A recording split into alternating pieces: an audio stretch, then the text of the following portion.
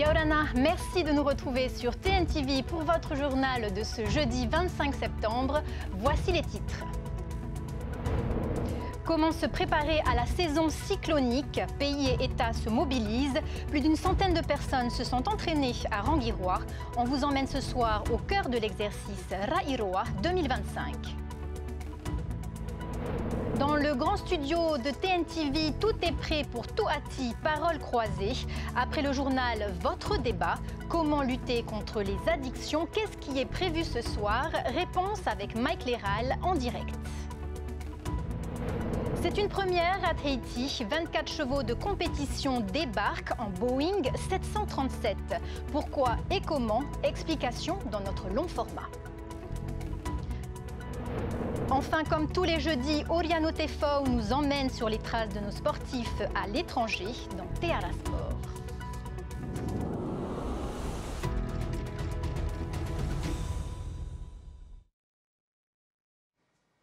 Sa mort a retenti bien au-delà du ballon rond. Eddy Caspar, joueur de l'AS Vénus, a perdu la vie dans un accident à Paea. C'était le 14 août dernier. Le chauffard conduisait sans permis. Il devait être entendu en comparution immédiate. Une audience renvoyée et une famille qui doit encore patienter. Laure Philibert. Ils ont espéré jusqu'en milieu d'après-midi. Les membres de la famille d'Eddy Caspar ont tous fait le déplacement au tribunal de première instance de Papeete pour assister à l'audition de celui qui a percuté le champion de football le 14 août dernier. Audition reportée d'1 mois. On était venu avec la volonté de repartir avec de bonnes nouvelles, pouvoir nous aider déjà à faire notre deuil. Mais malheureusement non. Du coup, même pas un regard vers nous, alors que nous on avait le regard sur lui. Le fait de le voir, c'était encore un enfant. La personne comparaissait avec un délai différé pour permettre le retour des analyses toxicologiques pour savoir si effectivement il y avait une confirmation qu'il circulait, le prévenu, sous l'effet de stupéfiants. Donc on n'a pas le retour de ces analyses, c'est pour cette raison que le renvoi a été décidé.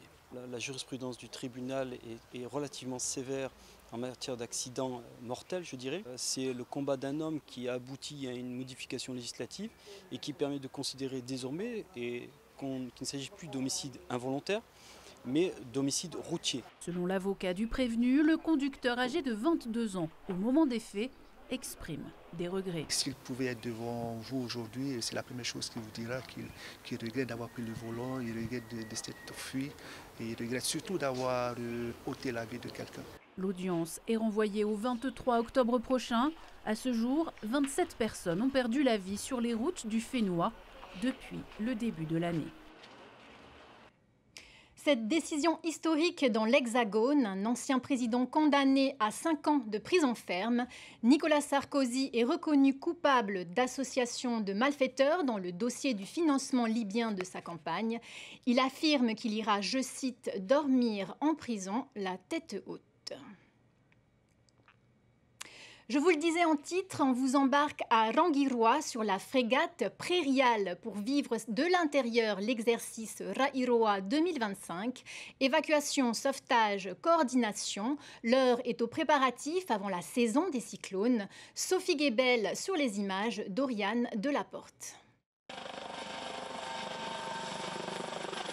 Un hélicoptère, la frégate Prairial, un centre de secours, la gendarmerie et les forces locales de Rangiroa. Est-ce que vous nous entendez? Si vous nous entendez, serrez-moi la main. On a mis les grands moyens pour l'exercice Rairoa 2025. La mission aujourd'hui, prendre en charge et évacuer des blessés après le passage d'un cyclone. On a déjà récupéré une personne qui est dans le coma, donc personne inconsciente qui respire. On l'a déjà envoyé là au PMA. Ensuite, on a récupéré aussi une autre personne, donc un touriste qui a été écrasé un peu par une branche d'arbre. C'est peut-être juste un exercice, mais ça fait quand même du bien de le voir un peu les conduites à tenir. Et c'est bien tout l'enjeu de cet entraînement grandeur nature, coordonner les moyens humains et matériels pour atteindre un niveau opérationnel adapté en cas de catastrophe naturelle. Premièrement, identifier tous nos manquements, nos faiblesses, les choses à améliorer, mais aussi identifier les forces et pouvoir travailler là-dessus. vous déplacez le blessé jusqu'à notre zone d'évacuation. Au poste de commandement, mais aussi sur le terrain, 140 hommes et femmes ont participé à l'exercice. L'après-midi, il s'est poursuivi en mer avec la recherche de corps disparus après le passage du cyclone. Même si on a des plans, des programmes qui sont faits par rapport à telle et telle catastrophe naturelle, le fait de le vivre en réel, d'avoir l'interconnexion avec les différents services, ça permet de vérifier si notre schéma tactique, entre guillemets, peut correspondre à celui des autres services et de voir comment on peut les faire interagir. L'opération s'est achevée avec l'évacuation des sinistrés. Ce n'est pas la première fois qu'un tel entraînement est mené sur l'atoll de Rangiroa. Les atolls, très vulnérables face à la saison cyclonique qui débute au mois de novembre. Comment lutter contre les addictions? C'est le thème du débat proposé par TNTV après ce journal. Aux manettes, Tiarenui Pahuiri, Manon Kemumbai et Mike Léral dans notre grand studio. Mike, vous y êtes déjà. De quelle addiction allez-vous parler? Eh bien, Rémiti, on va parler d'un petit peu toutes les addictions. Alors, j'avoue, je confesse une petite addiction au chocolat, mais on va parler surtout des addictions qui sont néfastes, qui sont nocives pour l'individu, mais aussi pour la famille, pour la société de manière plus générale. On peut penser évidemment aux cigarettes, à l'alcool, aux puffs, aux vapos et évidemment aux drogues. Alors, on va en parler avec des spécialistes, mais aussi avec des gens qui œuvrent au quotidien sur le terrain. Justement, qui seront vos invités ? Alors, il y a déjà avec nous certains de ces invités. Il y aura Dr Romain Bourdoncle, qui est médecin au Centre de prévention et de soins des addictions. Il y aura aussi Simon Messa, psychologue au Fare Tamahau, l'adjudante Lovaina Adams, la commandante adjointe de la Maison des Familles, qui est une gendarme. Il y aura Toumata M, qui est délégué du procureur et qui œuvre également à la page. Et puis, il y aura le Père Christophe, donc le curé de la cathédrale de Papeete. Vous le connaissez, il est aussi actif pour lutter contre les addictions à travers la foi. Et puis une autre personne qui lutte contre les addictions, mais cette fois à travers le sport, c'est Hiti Menson. Toutes ces personnes connaissent bien évidemment l'addiction qui fait le plus peur aux Fénois. Il s'agit de l'ice et elle sera bien entendu au cœur de ce débat. Merci Mike. Restez avec nous sur TNTV. Rendez-vous en direct à 19h35. Top départ pour la foire agricole de Polynésie. Pendant 10 jours, Utumauro se transforme en vitrine d'excellence du Fénois. 240 exposants, l'occasion idéale pour valoriser le savoir-faire polynésien et encourager chacun à consommer local. C'est le message d'Isabelle, une pépiniériste de la presqu'île. Dans sa serre, elle cultive des plantes maraîchères et aromatiques adaptées au climat local, sans pesticides ni engrais chimiques. Un portrait signé Davidson Bennett. C'est à la presqu'île que l'agricultrice s'est installée. Dans cette serre de 60 mètres carrés, Isabelle Taillefer fait pousser des centaines de plants maraîchers et aromatiques très variés. Les concombres, les aubergines, les plants de tomates qu'il y a là-bas. Et puis je préfère privilégier la petite structure, alors très humaine, mais avec plus de variété. Ça permet de continuer à découvrir la richesse en fait de tout ce qu'on peut avoir dans nos assiettes. Et surtout aussi une manière aussi de transmettre aux plus jeunes aussi, des fois aux enfants. De dire je ne savais pas qu'il existait des tomates jaunes en forme de poire par exemple. La pépinière d'Isabelle a été certifiée bio depuis peu. L'objectif pour cette année était de participer à la foire agricole et d'agrandir sa pépinière. Que je suis certifiée officiellement bio depuis le début d'année en fait. Je pense que c'est à peu près depuis mars. Voilà, ce qui explique que je me retrouve à la foire agricole maintenant dans la zone dédiée au bio. La foire vient d'ouvrir ses portes ce jeudi et la clientèle est au rendez-vous. Les ventes démarrent bien pour la pépiniériste. Les gens demandent des conseils. Bien souvent, le fait qu'ils aient des conseils, ça donne envie aussi d'essayer et de se lancer pour justement acheter des plants et faire leurs propres expériences.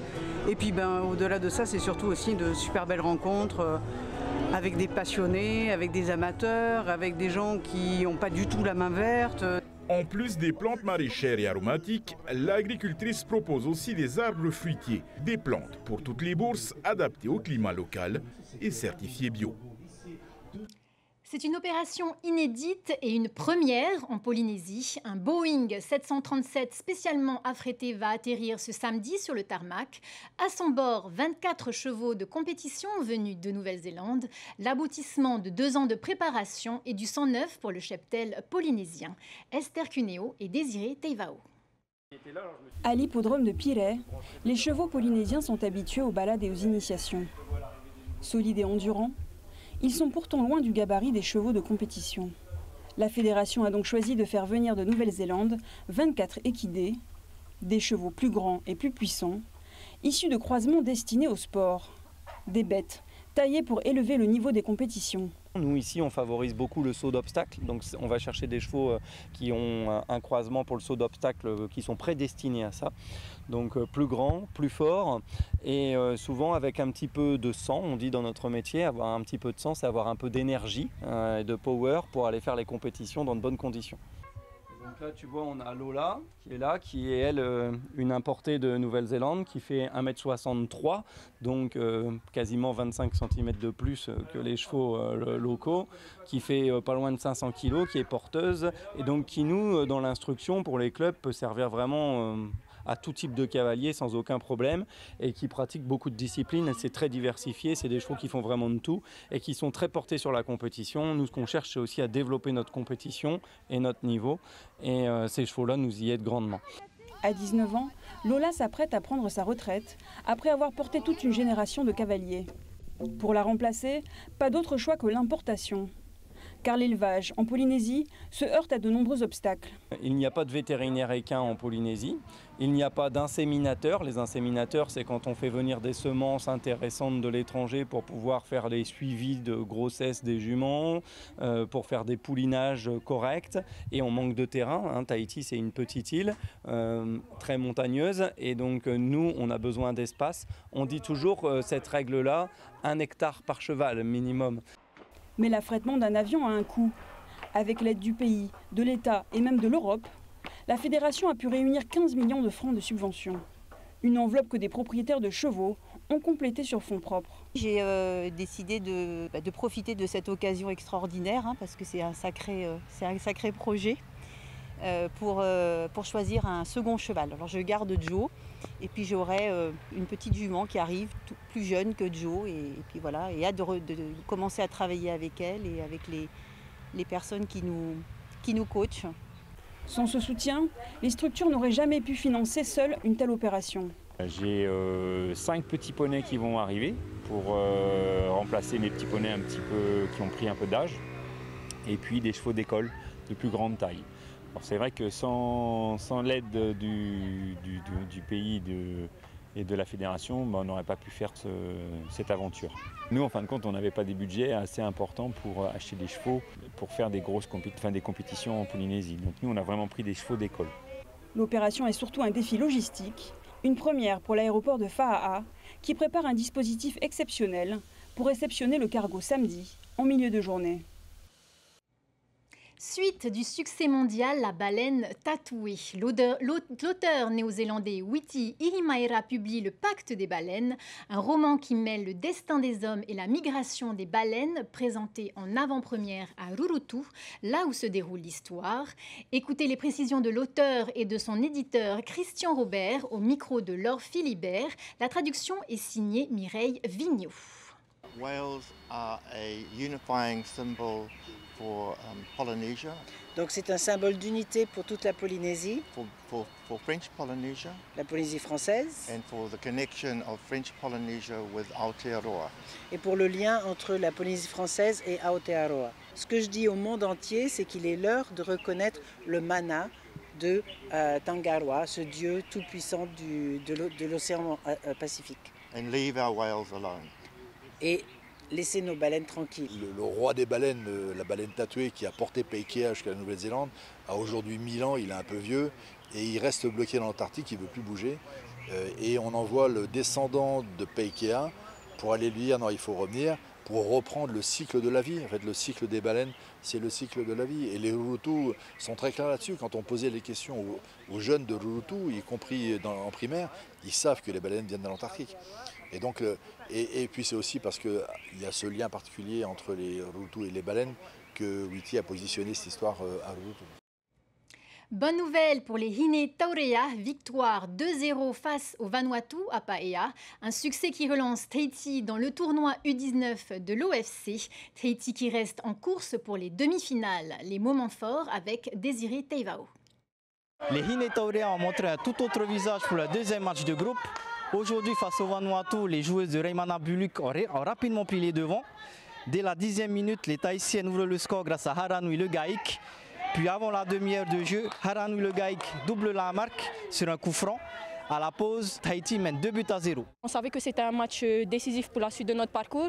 Et puis voilà, aujourd'hui on allait jouer comme si c'était la finale de la compétition. Donc voilà, on prouve bien aujourd'hui qu'on fait les efforts qu'il faut, on s'acharne avec beaucoup d'intensité et ça a apporté ses fruits. C'est grâce à mon équipe que j'ai pu marquer ces buts et voilà, je suis contente du résultat. Le score ne bougera plus en deuxième période. Les Hine Taurea s'imposent 2-0. Un succès qui relance les Tahitiennes dans la course à la qualification pour les demi-finales. Aujourd'hui, les filles elles sont focus sur le match du Vanuatu. C'était la consigne particulière. Le Vanuatu d'abord avant la Calédonie. On a 4 finales à jouer. C'est à compter jusqu'où on ira. Donc 4 finales à jouer et c'est ça. Les derniers matchs de ce groupe B se joueront ici même dimanche sur ce terrain de Paea. Tahiti sera opposé à la Nouvelle-Calédonie et le Vanuatu fera face à la Nouvelle-Zélande. Les équipes qualifiées pour les demi-finales seront connues à l'issue de ces rencontres. Et puisqu'on parle de sport, place maintenant à Théara Sport avec Oriano Tefo qui nous donne des nouvelles de nos athlètes à l'étranger.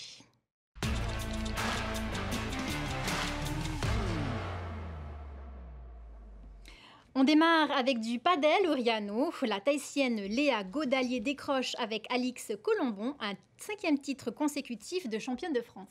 Et oui, Vemiti, finale maîtrisée ce week-end pour notre représentante Léa Godalier avec sa partenaire Alix Colombon. Les deux joueuses s'imposent 2-7-0 face à la paire tête de série numéro 2. Un premier set solide, puis un petit passage à vide dans le second. Mais l'expérience a fait la différence pour conclure le match en 2 manches. Léa Godalier savoure cette victoire puisque ce sera peut-être la dernière avec sa partenaire Calix Colombon. Félicitations aux deux joueuses. Direction Malte, Oriano, le colosse de Bora Bora, Tario Tereiharua, brille encore au championnat d'Europe de développé couché. Et oui, il est là, notre colosse. Il était engagé chez les Master 1, c'est-à-dire les plus de 40 ans dans la catégorie des plus de 120 kg. Tario valide une barre à 230 kg, un exploit quand on sait qu'il s'était blessé il y a seulement 2 jours au dos. Malgré la douleur, il parvient à se hisser sur la 2e marche du podium avec une médaille d'argent au terme d'un duel qui s'est joué à seulement 2,5 kg face au Roumain Silvio Popsa, le nouveau champion habitué des grands rendez-vous. Le Tahitien avait déjà remporté l'or dans ce championnat l'an passé. Cette fois-ci, c'est l'argent, mais toujours avec la même détermination. Je vous propose d'écouter les réactions de notre colosse de Bora Bora. On l'écoute. Le championnat d'Europe de bench press 2025, il y a eu plus de monde que les autres années. Peut-être c'est l'endroit où on est, mais il y a eu plus de monde dans un grand hôtel de luxe. Et voilà, ça s'est bien passé. En dormant, je me suis blessé à côté. Normalement, la compétition pour moi s'est terminée là. Parce que je ne pouvais plus porter ma main gauche. Et c'est une Française qui m'a aidé à guérir. Elle a fait une boule derrière et elle a ramené, elle a massé. Et puis c'est pour ça que j'avais peur pour ma première barre. Finalement, le Seigneur était avec moi et j'ai pu faire mes barres. Voilà. Par rapport à l'an dernier que j'ai gagné, cette année, c'était un nouveau venant, un nouveau jeune master. Et lui, il est en 1985. Il y a 4 ans de moins que moi. Et il est tout frais, celui-là, dans ma catégorie. Ouais.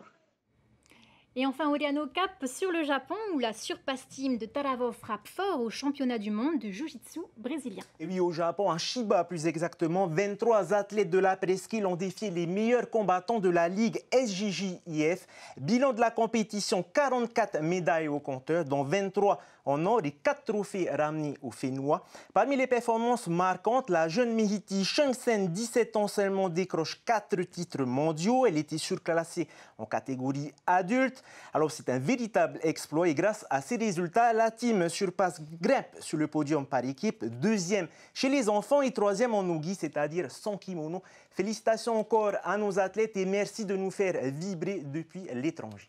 Merci Oriano pour toutes ces informations sportives. On se retrouve jeudi prochain pour un nouveau Terra Sport. Merci à vous. Voilà pour l'actualité de ce soir. Demain, Mika Delattre pour votre week-end.